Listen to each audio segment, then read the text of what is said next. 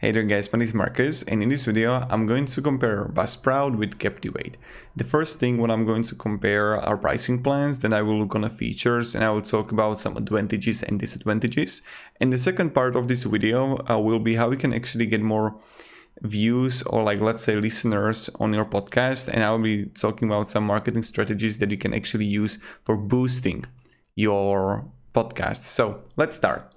Now, when you would come here to the Captivate and Buzzsprout, first thing I must say that I'm not paid or promoted by Buzzsprout or Captivate, but yes, if you want to try Buzzsprout, you would get $20 Amazon gift card with a link down below in the description.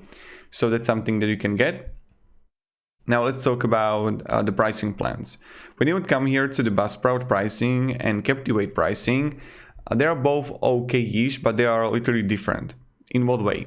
So first thing is that Captivate is much more expensive comparing to Buzzsprout. That's the first thing. The second thing, that Captivate works on how many downloads you're gonna have. On the other hand, Buzzsprout cares about how many hours you're gonna upload of your content. So let's say that I would have plenty of listeners, and let's say 100,000 a month. I would pay. And let's say that I would be uploading 5 hours of content of a podcast per month. It's $18 a month with Buzzsprout. On the other hand, with the Captivate, if I would have, let's say, those 100k listeners, I would have to pay, look at this, €90 per month. So you see it by yourself that Captivate is much more expensive. Again, it depends how many listeners you're gonna have.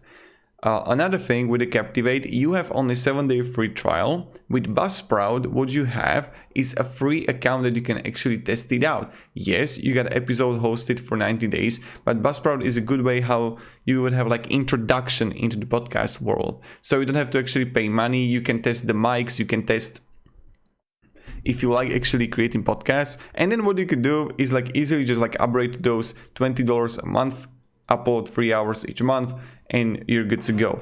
Now, Captivate is good.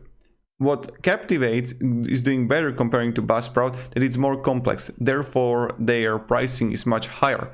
So when you would come here to the Captivate and scroll down below, they have something that I really like. And if you want this feature, you should definitely use Captivate. No talking about it. It's called private podcasting. Private podcasting, one podcast, private podcast subscribers, 150, 500, or 1,000 per podcast. So this is something that people are would pay for to have a private access to your podcast. So you don't have to use Patreon. You can easily use Captivate, and this is pretty cool idea. And Buzzsprout doesn't have it, and that's something you can definitely do. You can both use for integration on, let's say, Apple Music, Spotify. Both got really good customer service. And they're both really great also for embedding your website player to your website. So let's say that you would like to have in your website, you can use Captivate and Buzzsprout for this. But from my perspective, what I would definitely recommend is going with a Buzzsprout if you're not looking for more complex features. Also, Buzzsprout is more easier to use from my perspective comparing to Captivate. They're both good, but Captivate is more complex. So if you're looking for starting out, or if you don't want to have plenty of features and plenty of complexity that you can really play around, Buzzsprout is for you. I'm the type of guy. So okay, I don't need plenty of things. I just need good analytics that Buzzsprout has. Then I need okay-ish pricing. Buzzsprout has it only because it's much cheaper comparing to Captivate. And then what I need is okay, that I need to distribute it everywhere on all platforms, my podcast. And therefore, this is why Buzzsprout is pretty good.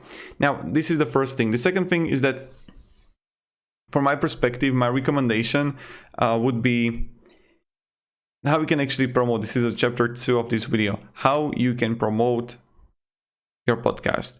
To summarize this first part, I would go with the Buzzsprout, but yes, Captivate is more complex. Now, how I would promote the podcast? The best way, in my opinion, is organic reach, because there is a problem with podcast is this, that is not easy to search. So you get your own podcast, and people think that they can just start creating and therefore they're going to win. But many times, most of the podcasts, they quit for the first 2 months. So what you want to focus on is how can I, this is the question that you need to ask yourself, how can I bring traffic to my podcast? And now, the second question is, who is my target audience? Think who would listen to your podcast, who would find entertainment or value in your podcast. And then you need to actually find those people. So what you need to do is go to Facebook groups where, let's say I will be creating podcasts about relationships and I will be presenting my relationship podcast in the Facebook group. First way. The second way, I would get collaborators, which are, let's say Esther Pearl is a wonderful, wonderful, wonderful woman speaking about relationships. What I could do is invite her to my podcast that speak about relationships, her journey, and I could do that. And it will possibly work. I really believe in it. So that's something you can do too. Now, that's the second way what you can do. The third way is you can create YouTube videos. So what you could do is actually create a podcast like Joe Rogan. Joe Rogan has a podcast, and when you come here, he has a clips, right?